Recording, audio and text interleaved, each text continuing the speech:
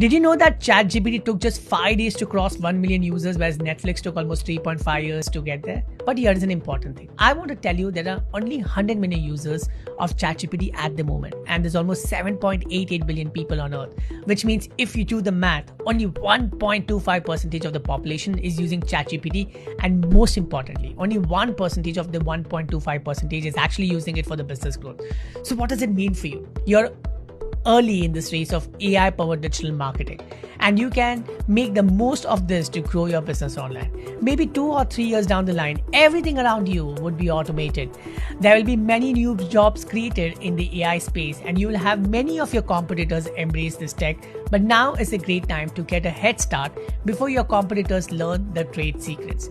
Hi, my name is Saurav Jain, and we are hosting India's first AI powered digital marketing summit for all the marketers, business owners, content creators, and anybody who wants to build their online presence. This event is going to take place live in your city, and you will get this opportunity to learn the practical applications of AI in growing your business online.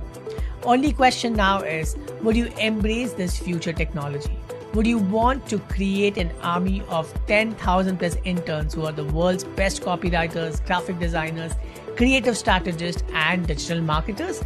I guess your answer would be a big yes.